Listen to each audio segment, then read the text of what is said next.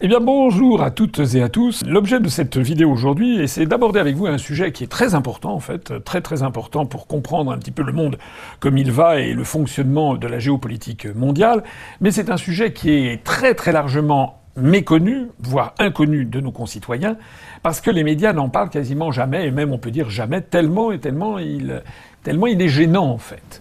Pourquoi cela? Parce que si l'on demande à tous les, je sais pas, un citoyen lambda qui s'intéresse pas particulièrement à la politique et qui s'intéresse pas particulièrement aux relations internationales, c'est quand même le cas de beaucoup de Français, si on lui demande qu'est-ce que vous pensez des États-Unis et de l'islam, par exemple, eh bien la grande majorité des Français vont dire non, les musulmans ce sont les adversaires des Américains, les Américains sont les défenseurs de l'État d'Israël, ce qui est tout à fait exact, c'est le principal fournisseur d'armes et le principal défenseur de l'État d'Israël.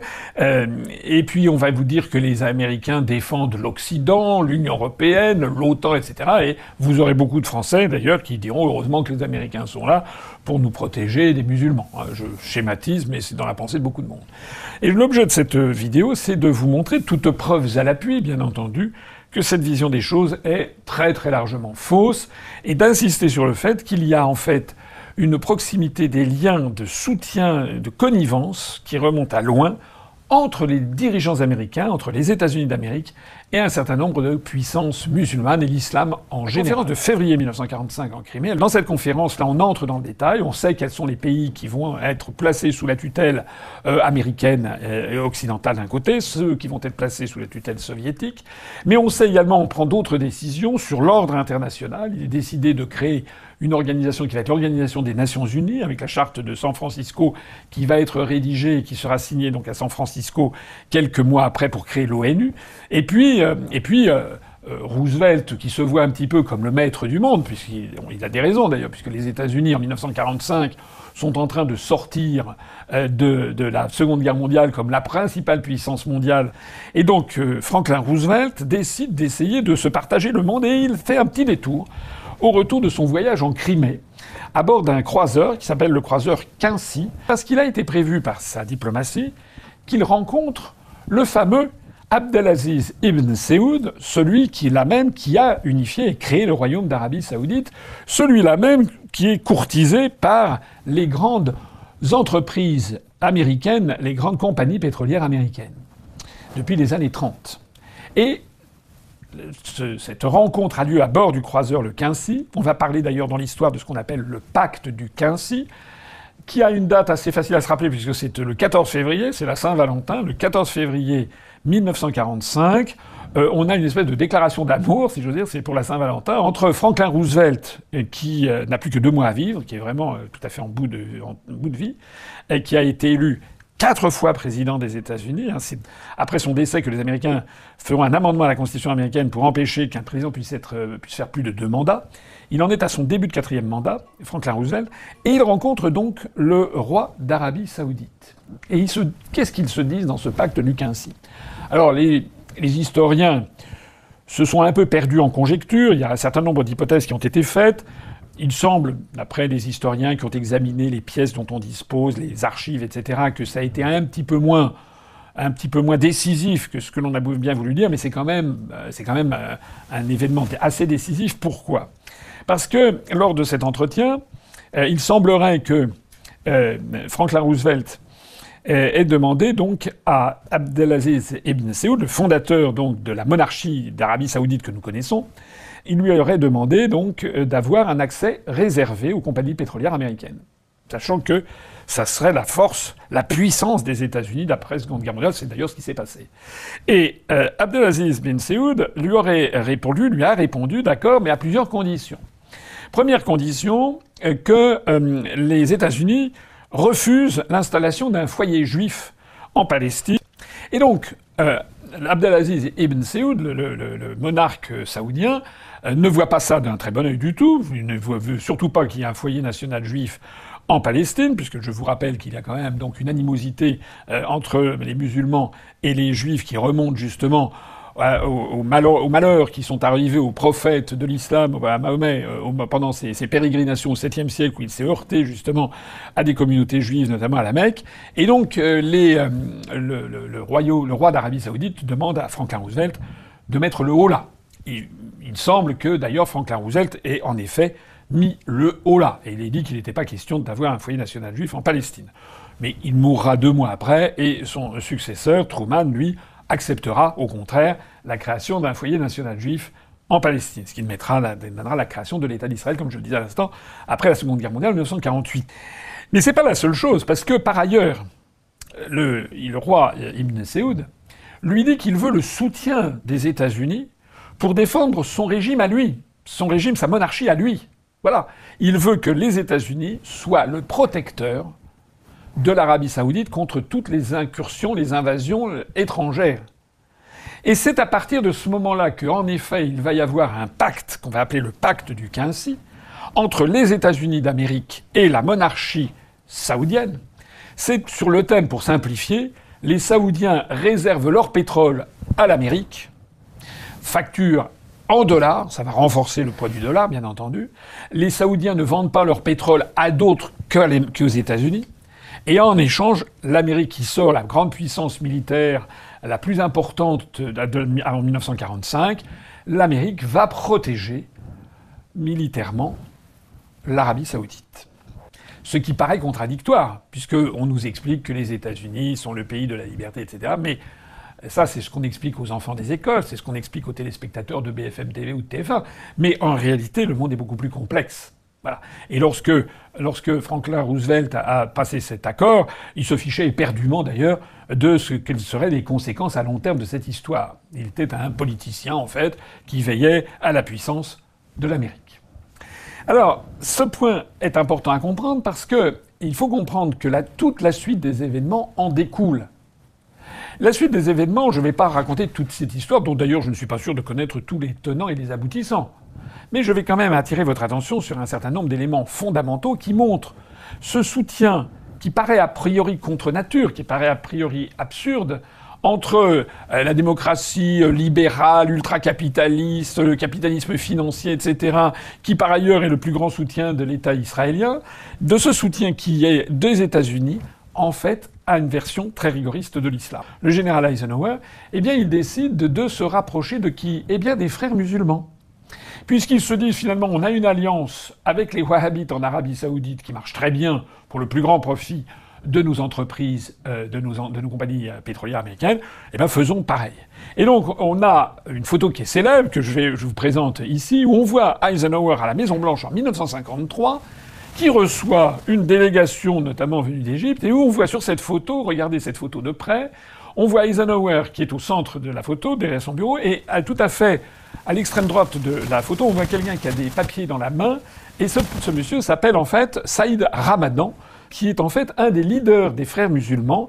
Ce Saïd Ramadan est le gendre de Hassan el-Banna, c'est-à-dire du fondateur des frères musulmans. Il en est à la fois le gendre, il a épousé la fille de Hassan el-Banna, mais il est également le père spirituel, l'héritier spirituel des frères musulmans, après que Hassan el-Banna aura été assassiné, ce qui arrive dans les années 1930.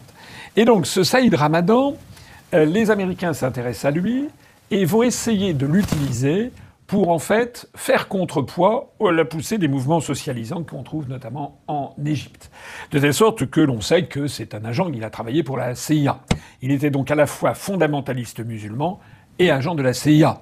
Et pour la petite histoire, mais ça n'est pas tout à fait sans intérêt, il est également le père de Tariq Ramadan. Tariq Ramadan, vous savez qui, parce que Saïd Ramadan était allé s'installer en Suisse, son fils, l'un de ses fils, Tariq Ramadan, qui est en Suisse et qui a défrayé la chronique il y a une quinzaine, vingtaine d'années pour toute une série d'interventions médiatisées en France qui avaient fait couler beaucoup d'encre sur la question. Alors, ça veut dire qu'en 1953, Eisenhower et la CIA a embauché, si l'on peut dire, Saïd Ramadan. Eisenhower, en fait, et les États-Unis vont soutenir ce mouvement fondamentaliste musulman en Égypte pour chasser les Français et les Anglais, ça ne dérange pas, mais également qui s'oppose, en fait, au communisme et qui veut réintroduire une espèce d'islam rigoriste. Voilà. C'est-à-dire que ce soit en Arabie Saoudite ou en Égypte, qui sont quand même deux des trois grandes puissances de l'islam au Moyen-Orient, la troisième étant l'Iran, où d'ailleurs les Américains vont intervenir à peu près à la même époque pour chasser Mossadegh qui a nationalisé les hydrocarbures contre la volonté des États-Unis, chassé les États-Unis. Les Américains feront un coup d'État contre le Premier ministre Mossadegh. Les Américains soutiendront à bout de bras la dynastie des Pahlavis, notamment de Mohammad Reza Shah Pahlavi, qui sera en fait un agent américain pour le compte des États-Unis en Iran jusqu'à la fameuse révolution de 1979, avec la chute du Shah d'Iran. Les Américains laisseront d'ailleurs tomber de façon ignominieuse l'empereur, le Shah d'Iran, Mohammad Reza Shah Pahlavi. Ils s'en débarrasseront, il les a servis, mais après sa chute, ils le laissent tomber. Et l'arrivée de l'imam Khomeini et la création de la République islamique d'Iran. Alors, tout ceci montre que ce soit en Égypte ou en Arabie Saoudite, les Américains ont donc soutenu le fondamentalisme musulman. Au point que, d'ailleurs, lorsqu'en 1962, il y a la création par le roi d'Arabie Saoudite qui s'appelle Faisal, entre-temps, qui est un des descendants du fondateur du royaume d'Arabie Saoudite, donc de Abdelaziz bin Saoud, eh bien, il crée une association qui s'appelle la Ligue islamiste mondiale, et les Américains vont investir aussi dans cette Ligue islamiste mondiale. Tout ça pour lutter contre l'influence délétère, on est en pleine guerre froide, l'influence de l'Union soviétique. Je vais accélérer maintenant pour la suite des événements, parce que je pense qu'à partir du moment où vous avez ces briques de construction pour bien comprendre le système, vous comprenez bien que les États-Unis ont un intérêt absolument stratégique, majeur, à rester présent en Arabie Saoudite, qui est, comme je l'ai dit, le premier réservoir en hydrocarbures. Et donc les États-Unis ont mis tout leur poids, et depuis des années, pour soutenir, conformément au pacte du Quincy, le régime saoudien, qui est un régime qui pourrait vaciller d'ailleurs. Il y a eu des tentatives, notamment la prise d'assaut de la Mecque, vous savez, où c'était le GIGN français qui était intervenu lorsqu'il y avait eu des pèlerins un peu illuminés, semble-t-il, mais peut-être agités en sous-main par des puissances régionales qui voulaient renverser le trône des Saouds. Les Saoudiens, là en l'espèce c'était les Français qui étaient intervenus, mais les Saoudiens, la monarchie wahhabite est soutenue par les Américains. Voilà. Et elle est soutenue également par des fondamentalistes musulmans. Donc, par transitivité, si l'on peut dire, les États-Unis ont été amenés, et sont toujours amenés, à soutenir des mouvements fondamentalistes musulmans. Alors, la suite des événements l'a montré. Je vais aller assez rapidement. Il y a un événement qui est tout à fait considérable. C'est évidemment la chute de la monarchie, de la monarchie des Shahs d'Iran, comme je l'ai dit, c'est un désastre géopolitique pour les États-Unis, puisque les États-Unis pensaient avoir leur agent à Téhéran avec Mohammad Reza Shah Pahlavi, et la révolution de 1979 fait que ce trépied qui reposait sur l'Égypte, notamment l'Égypte de Sadat, qui était devenu un allié des États-Unis, la monarchie saoudienne et l'Iran du Shah d'Iran, eh bien, l'Iran d'un seul coup est perdu. Voilà. Et donc, au même moment, dans les mêmes années, vous savez que la même année, en 1979, les Soviétiques interviennent en Afghanistan pour, en fait, mettre la main sur le régime afghan, parce qu'il y a eu le roi Zahir Shah qui a régné jusqu'en 1973. Lui était un monarque assez indépendant, qui était assez proche de la France d'ailleurs. On parlait le français à la cour de Kaboul. Georges Pompidou, pendant les événements de mai 68 d'ailleurs, se rend en Afghanistan où il avait prévu d'aller. Et puis en 1973, il y a un coup d'État qui est organisé en 1973 contre Zahir Shah, le roi d'Afghanistan, qui est organisé par l'un des membres de sa famille d'ailleurs, par un neveu, qui s'appelle Mohamed Daoud, et qui, avec le soutien de l'Union soviétique, chasse son parent. Le roi Zahir Shah est actué, à ce moment-là, il est en Italie en train de prendre des cures, voilà, et de se soigner. Et donc il reste à Rome. En définitive, il ne reviendra pas dans son pays. Et donc le nouveau pouvoir à Kaboul décide de proclamer une république d'Afghanistan, donc mettant fin à la monarchie. Bon, alors ce Mohamed Daoud, progressivement, bien qu'ayant été soutenu au début par l'URSS, parce qu'on est aux confins des empires, on est pratiquement au centre, on est en pleine Asie centrale.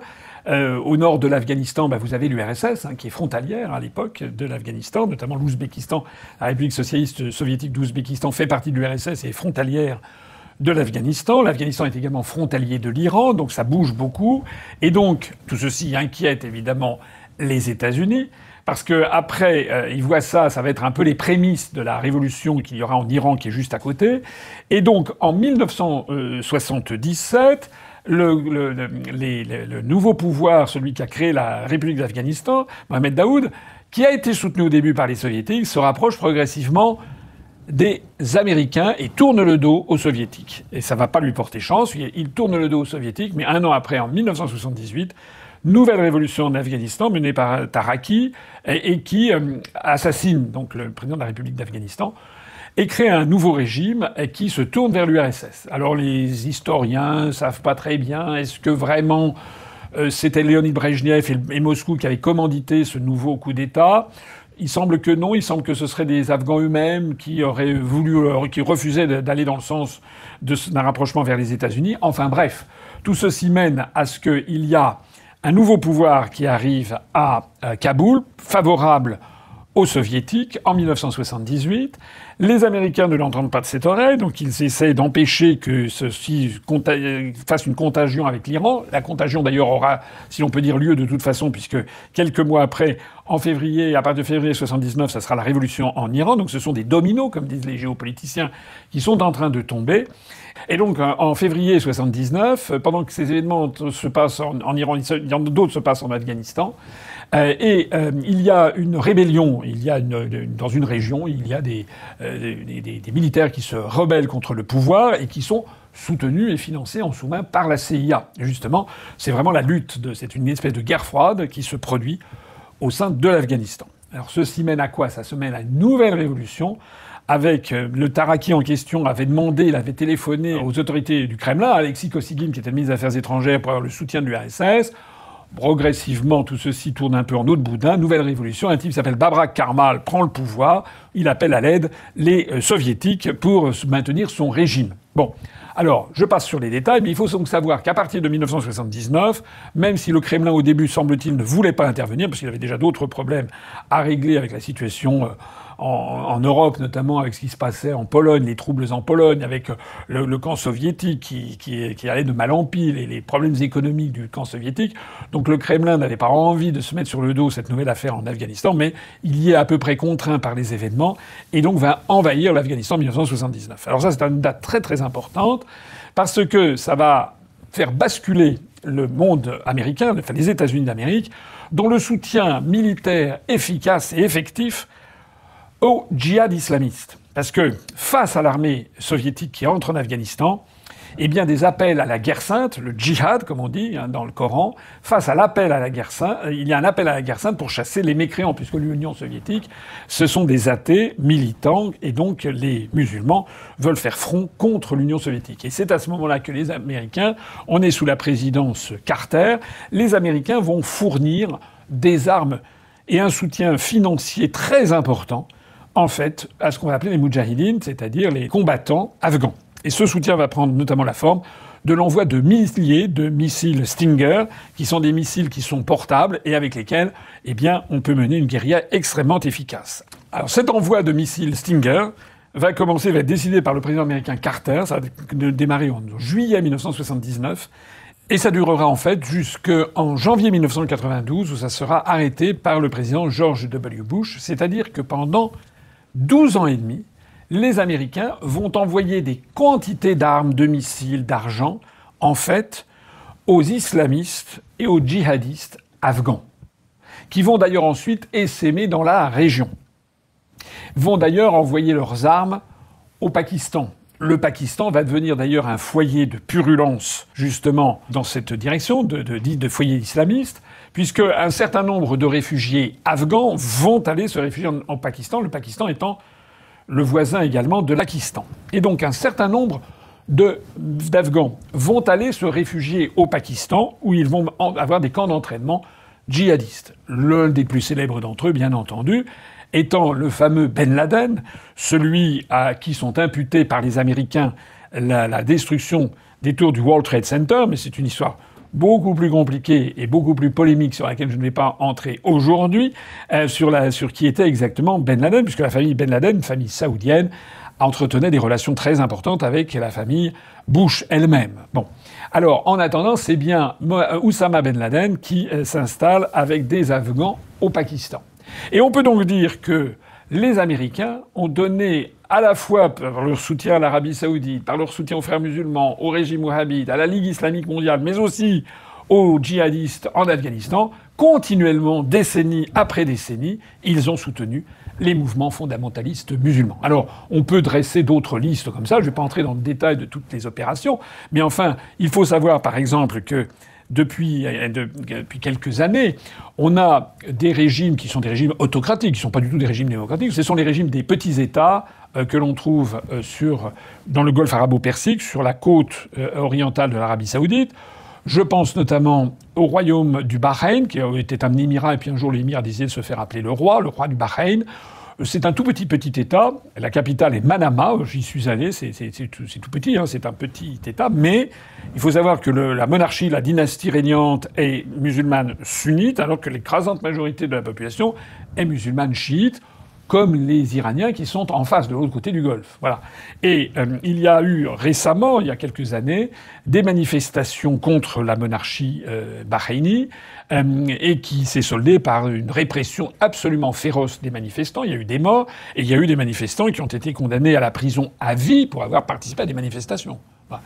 Et naturellement, personne n'en a parlé dans le monde occidental, parce que, sans doute assez probablement, ces manifestations qui étaient menées par la population qui était majoritairement chiite, sans doute étaient-elles soutenues en sous-main par les autorités iraniennes de l'autre côté du Golfe.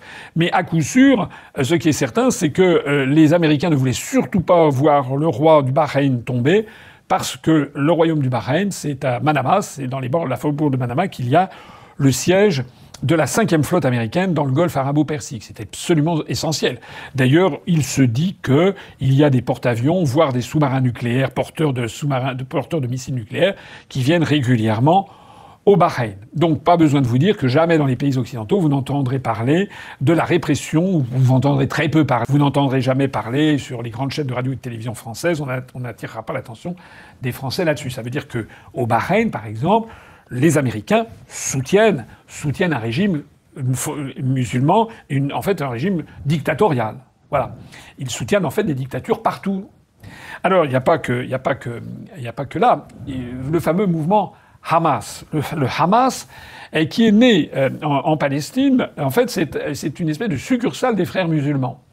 Et il faut savoir, j'ai déjà eu l'occasion de le dire, c'est que le Hamas, celui-là même qui a commis ces attentats et ces nombreux morts en Israël le 7 octobre 2023, à l'origine de la guerre de Gaza et de l'embrasement du Moyen-Orient qui a suivi. Mais il faut le savoir, c'est que le Hamas, donc, est à l'origine un sous-produit des frères musulmans en Palestine. Frères musulmans dont je rappelle qu'ils ont été soutenus et financés par les Américains et que Saïd Ramadan était un agent de la CIA.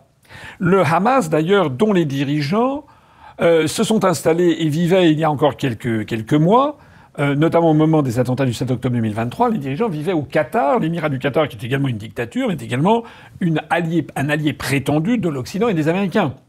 J'ai déjà eu l'occasion de le dire, le Hamas a également été financé par Israël. Pourquoi ?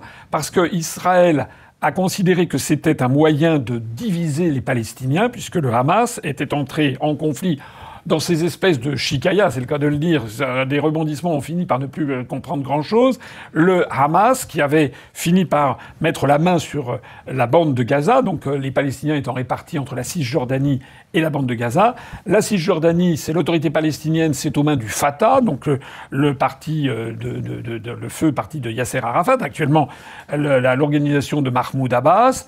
Mais alors que le Hamas ça veut dire la ferveur en arabe, le Hamas, lui, est dans la bande de Gaza. Et donc, les stratèges américains et israéliens se sont dit que c'était bien de favoriser le Hamas pour qu'il s'entre-déchire avec le Fatah. Voilà. Donc, tout ceci pour dire que, comme disait De Gaulle, vers l'Orient compliqué, je partais avec des idées simples. C'est ce qu'il écrit dans ses mémoires de guerre quand ils seront au Liban.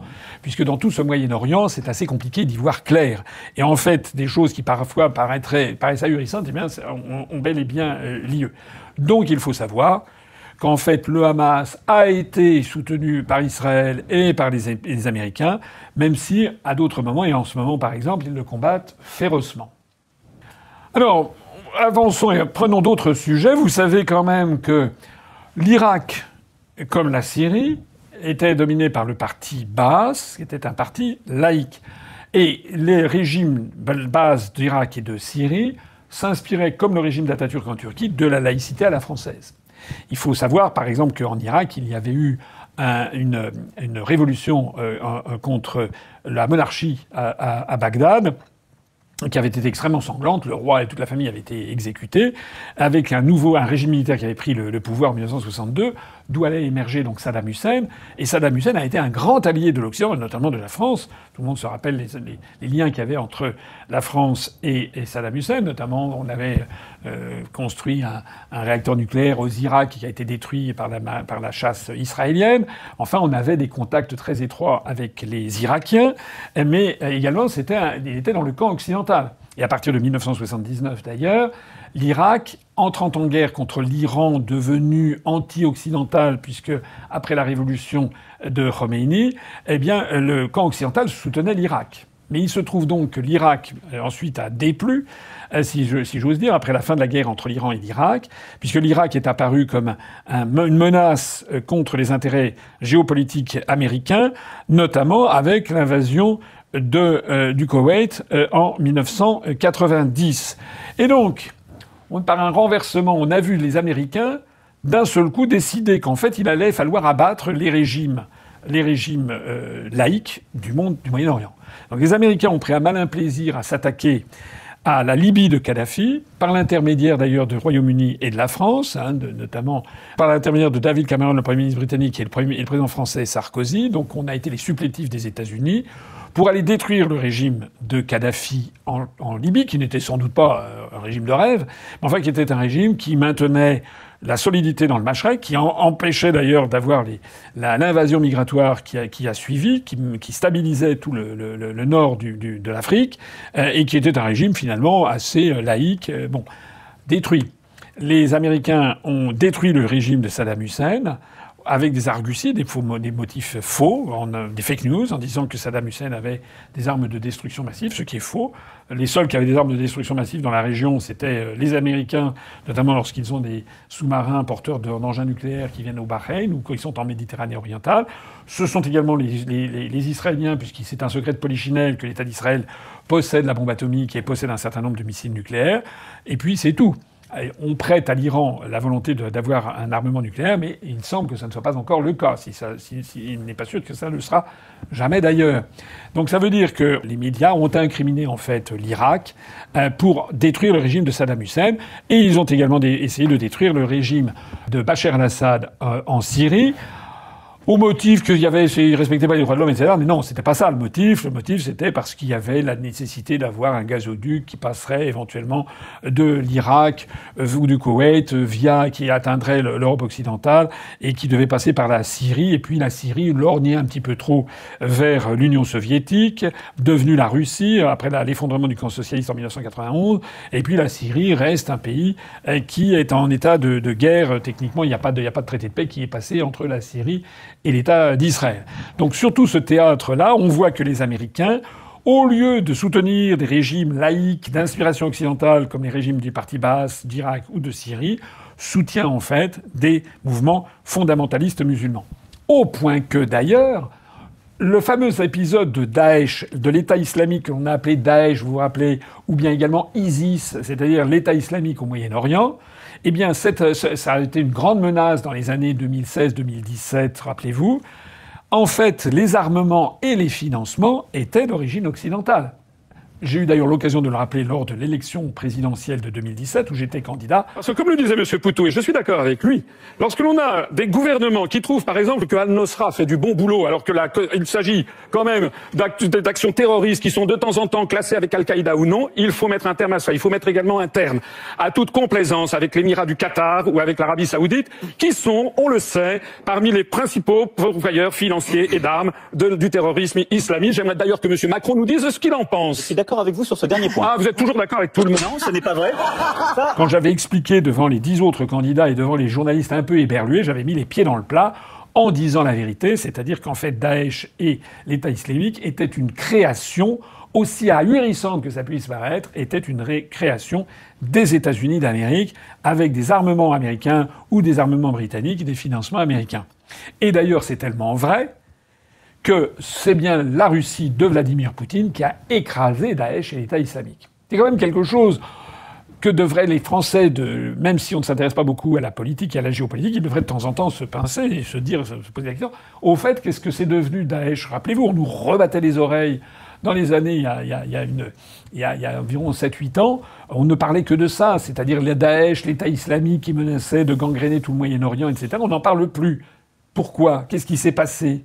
Ce qui s'est passé, c'est que c'est la Russie qui est intervenue et qui a éradiqué Daesh et l'État islamique. Ça veut dire quoi? Ça veut dire qu'en fait, les Américains, essayent, semble-t-il, dans tous les domaines, d'essayer de semer la zizanie, de pactiser avec les ennemis de l'Occident, de semer la division pour, en fait, aboutir à une espèce de chaos.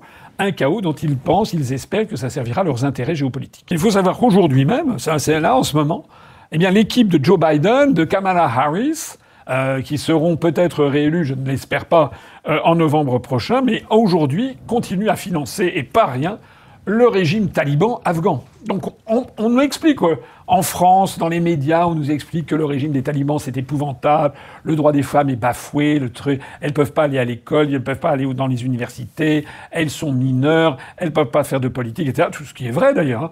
Je ne suis pas là du tout à défendre le régime afghan. Bon, mais ce que je dis moi, c'est que je m'en tiens au droit international, finalement, que les Afghans se débrouillent. Hein, c'est l'affaire des Afghans. Voilà, laissons les Afghans vivre leur vie, et si ils veulent s'émanciper, c'est d'eux que ça doit venir. Mais le plus fort dans l'histoire, c'est que nous, on nous présente, on a des médias qui chauffent à blanc l'opinion publique en France en disant les Afghans sont horribles, sont méchants, regardez ce qu'ils font aux femmes, etc. Ce qui est vrai, c'est pas du tout conforme à notre vision à notre vision du monde. Et puis, autre conséquence de tout ça, c'est en France. C'est qu'en France, on a des gens du style Monsieur Zemmour, Madame Le Pen, etc., qui passent leur temps à taper sur les musulmans, sur l'islam, etc., mais qui, dans le même temps, sont copains avec les États-Unis d'Amérique. Hein, Monsieur Zemmour, Madame Le Pen ont complètement, adopté le narratif américain, que ce soit sur l'Ukraine ou que ce soit sur ce qui se passe en Palestine. Voilà, ils se sont complètement alignés sur l'oncle Sam. Mais il faut savoir que les États-Unis en France ne sont pas inactifs. On le sait, il y a d'ailleurs eu des articles de presse, que l'ambassade des États-Unis en France, très régulièrement, investit les banlieues françaises, notamment la Seine-Saint-Denis où il y a beaucoup de musulmans, pour en fait contribuer à semer la zizanie au sein du corps social français. Par exemple, on apprenait dans cet article du Parisien pourquoi les États-Unis arrosent-ils la banlieue parisienne à coups de millions de dollars, et notamment en Seine-Saint-Denis. Et on sait qu'un certain nombre de mosquées qui sont proches des frères musulmans sont financées par le Qatar, mais aussi avec des financements américains. Voilà. Alors, j'espère que cette vidéo vous a intéressé, j'espère qu'elle va surtout vous faire réfléchir sur le fait que le monde réel est parfois fort différent du monde que l'on vous présente. Hein, et que méfiez-vous de tous ceux qui vous appellent à fustiger les musulmans, à taper sur les musulmans, tout en étant très pro-américains. Hein, parce que c'est un système, c'est une volonté délibérée d'ailleurs, de la part des États-Unis d'Amérique. Hein. Il vaut beaucoup mieux s'en tenir, en tout cas c'est la politique que je mènerais si moi j'arrivais au pouvoir, c'est de renouer avec la grande politique française, la tradition, la politique arabe de la France. La grande tradition française présente en Syrie, présente au Liban. Aujourd'hui, en Syrie, au Liban, la France n'existe plus. Et la France a perdu presque tout crédit. Au lieu de faire toutes ces manigances américaines qui finissent par faire perdre le sens de tout, tous ces complots, toutes ces finances, tout ça pour essayer d'avoir la main mise, il faut militer pour un concert des nations au XXIe siècle. Il faut militer pour que chaque pays se respecte mutuellement. Il faut que les Américains arrêtent de vouloir intervenir un peu partout en finançant des mouvements qui sont des mouvements séditieux un peu partout. Il faut que nous, on essaye de militer, qu'on retrouve la grande tradition française, la tradition de la défense de la liberté des peuples et des nations et le refus de toute hégémonie.